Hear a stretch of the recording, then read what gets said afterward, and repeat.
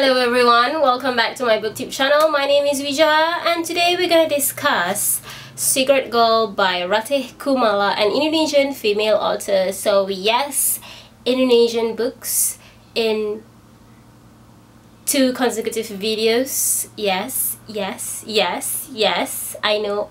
I'm starting to get obsessed with Indonesian literature in general. I actually just recently bought this book only a few days ago and I actually finished it in just one day, which is super amazing. I think that's definitely an accomplishment. I mean, come on, when was the last time I actually read a book in just one day? I think it's probably like 5 to 7 years ago, which is a really long time ago. Okay, that's like crazy. It's just crazy. This book, I have to admit, yes, it is a short read actually, because it only has like 239 pages. Let me check, is it 239? Yep, 239 pages. It's definitely a quick read, and it's definitely written in such a way that make you feel like, oh, I need to know, and then ta-da, it's the ending. So yeah, let's go to the premise. The premise is really interesting, as you can see from the title. It says Secret Girl. So what can this book be possibly be about? So yes, this is about this old man whose name is Soraya. Okay, I know it's spelled Soraja, but I think it's pronounced Soraya because of a hint that's provided in the book. So I'm just gonna stick to that. I hope I'm pronouncing it correctly. Okay, so Soraya is dying and he's on his deathbed, and while he was on his deathbed, he calls for this woman who is not his wife.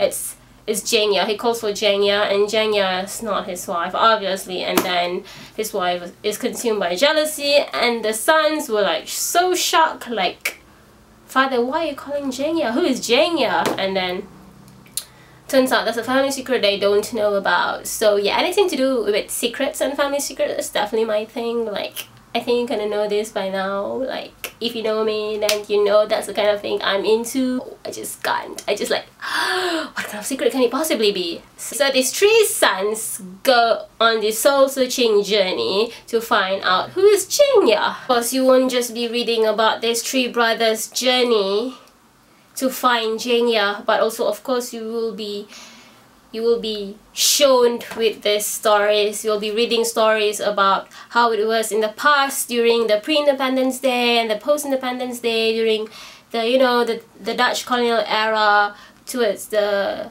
day of the Japanese occupation, and then the 1965 significant event, an event so significant in Indonesian history, where there was this bloody coup in 1965, and the time where people who are associated with or are identified as being connected to the communists are being hunted and killed, and then moving on towards the future and the present, which is in the mid-2000s, if I'm not mistaken, because there was this mentions of iPods and MacBook Pros. So yeah, it should be after 2000. Yeah. So how does this relate to the Secret Girl, you may wonder? Well, these 3 sons, okay, the sons of Soraya are actually the heirs to the family's secret business.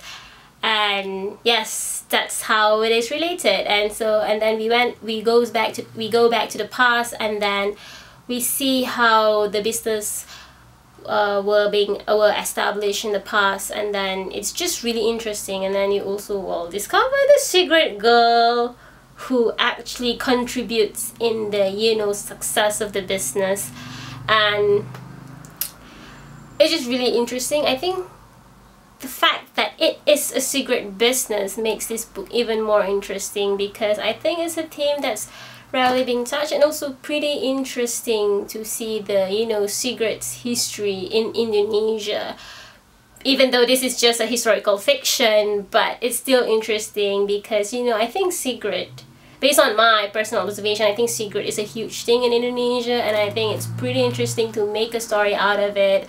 And it was kind of exciting, to read how, the business was being established, of how the people actually put a lot of effort in trying to build a secret empire.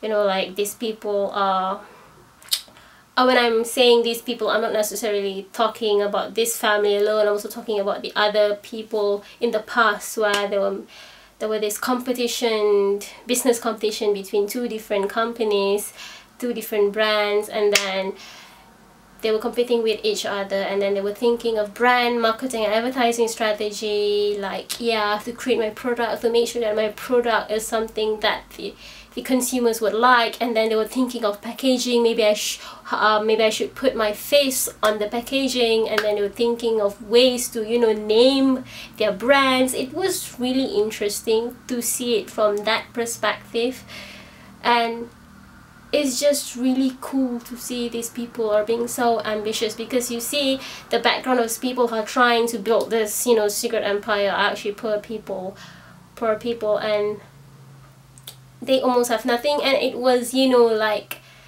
during the era of pre-independence, where everything is just so hard and so difficult, and it's just so great to see these people climbing up, you know, the ladder and trying to succeed in whatever they're trying to do. And then it's just really, really admirable. But of course there's, you know, problems, because there was this rivalry between these two competitive brands, or I wouldn't say brands, I would say companies to be more accurate, because, you know, one companies may have different brands under it. And then it's also surprisingly good in the sense that the way they portray the woman, I mean, this book portrays women, because there's this one character which I really, really adore, because she's super strong, independent, she's the secret girl, she is allowed, I mean, her family was open to the idea of her running her own business, or taking over the business, or even creating her own brand. And I think that's really progressive for that people in that era. And also, of course, there was this situation when a father, not necessarily the same character, but a father actually said that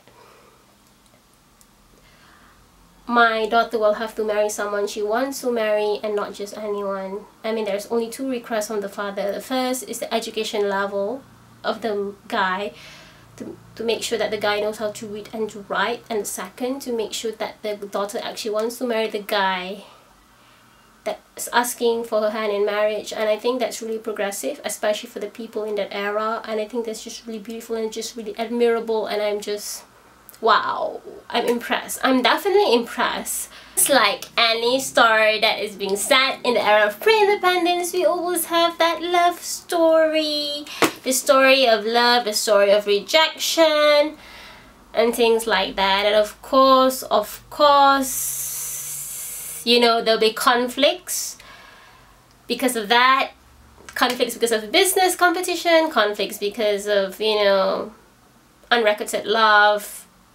It can be pretty upsetting, but it's not as emotional as you know, like, it's not that emotional. I mean, you can still cope with it. I was not being so emotional to the point where I feel like throwing this book away.